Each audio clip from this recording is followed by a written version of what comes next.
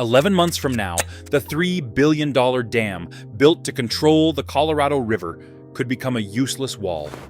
Its reservoir is dangerously close to dead pool, the point when water stops flowing and the power goes dark. 40 million people and 7 states are tethered to an engineering marvel that is running out of time. All because we promised more water than nature ever gave. This collapse was not a sudden crisis. It has been 25 years coming, and now the clock is nearly out. In 1956, work began on a project unlike anything the American West had seen before. Glen Canyon Dam would rise 710 feet from the canyon floor, a concrete barrier carved straight into Navajo sandstone. The price tag was $299 million at the time, and well over $3 billion today. The figure reflected the ambition.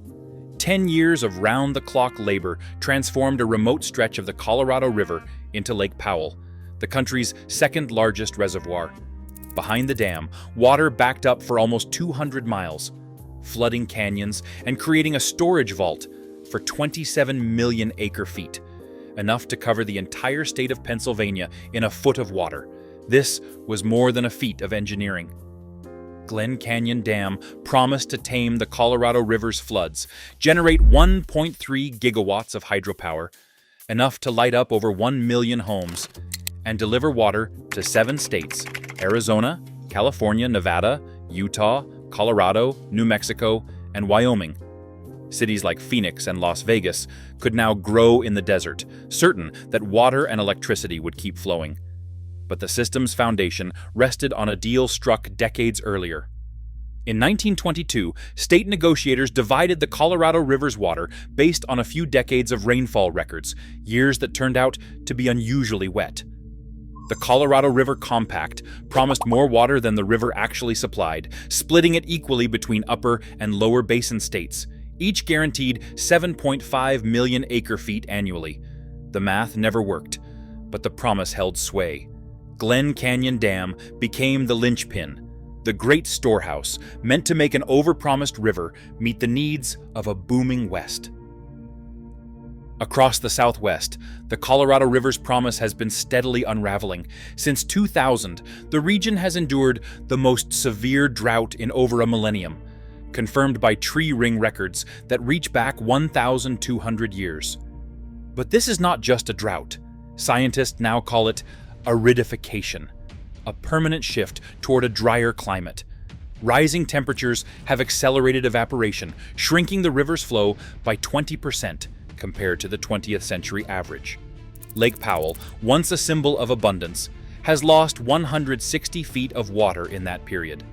In January 2026, the reservoir sits at just over 3,536 feet, barely a quarter full. The white mineral bands ringing the canyon walls mark each year's retreat. At 3,525 feet, the dam's turbines can no longer spin safely, cutting off hydropower to nearly 1.3 million homes. If the water falls to 3,370 feet, the dam reaches dead pool. Below that line, gravity cannot push water through the outlets. The river stops flowing downstream, and the system seizes up. Decades of overuse, combined with relentless heat, have exposed the limits of even the most ambitious engineering. Paleoclimate studies show that the river's bounty was always an illusion, built on a brief period of wet years. Now the numbers tell a stark story. Groundwater in the basin has dropped by nearly 28 million acre-feet since 2002, with the steepest losses in Arizona. The dam, once seen as a shield against nature, now stands vulnerable to forces it cannot control. Water rationing is no longer a distant threat. It is happening now, and the fallout is felt first in places that can least afford it. In Arizona, farmers who once relied on steady deliveries from the Central Arizona Project have watched their allocations slashed for a 5th straight year, with cuts reaching up to 18%. For many, that means fields left unplanted, equipment sitting idle, and generational farms forced to auction water rights just to survive another season. Carlos Ramirez, whose family has worked the same land for decades, now faces a choice: accept payments to fallow his alfalfa fields, or risk losing everything to drought and debt. The crops that fed his family and the nation are drying up acre by acre. The pain is not limited to agriculture. Tribal nations across the basin, some with senior water rights on paper, still struggle to access clean water in practice. The Navajo Nation hauls water by truck to thousands of homes, even as the river that carved their canyons slips further out of reach.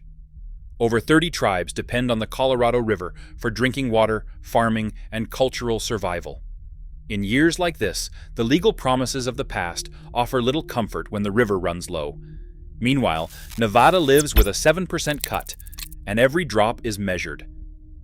California, protected by senior rights dating back a century, has so far avoided mandatory reductions, fueling resentment downstream. The hierarchy of rights, who gets water first, who waits, and who goes without, has turned scarcity into a source of tension between neighbors, states, and communities. The rules that once kept the peace now deepen the divide as the river's flow shrinks and the line between winners and losers grows sharper. Lake Mead and Lake Powell are bound together by more than just geography.